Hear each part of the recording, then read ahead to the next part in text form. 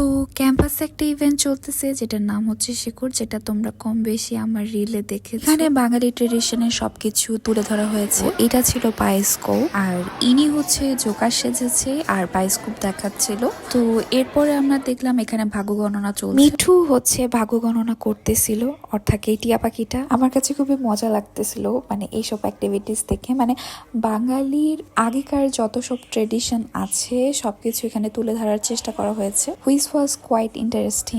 মিঠু হচ্ছে ভাগ্য গণনা করে ওর ঘরে চলে গেল, আর এইদিকে আপু এই চিঠিটা পড়ে হাসতেছিল, আমি জানি না কি লেখা আছে। তারপর ছিল এখানে কাচের চুড়ি, বিভিন্ন ধরনের কাচের চুড়ি এখানে ছিল। তারপর ছিল এখানে সম্পাপড়ি। গ্রামীণ বিভিন্ন মেলায় যে যে আইটেম গুলা থাকে বেসিক্যালি সেগুলাই তারা আনার চেষ্টা করেছে। মূলত এই শেকড়ের উদ্দেশ্য হচ্ছে গ্রাম বাংলার ঐতিহ্য আমাদের জেনারেশন জেনজির সামনে তুলে ধরা। বাই দ্য ওয়ে সম্পাপড়ি অর্থাৎ কটন ক্যান্ডিটা ভালো লাগছে। তারপর আমরা উপভোগ করলাম পাপেট শো। পাপেট শোটা মোটামুটি ভালো লাগছে। তো এই পুতুল নাচটা কিন্তু আমাদের সংস্কৃতি থেকে একদমই চলে গেছে, এখন কিন্তু একদমই এটা দেখা যায় না।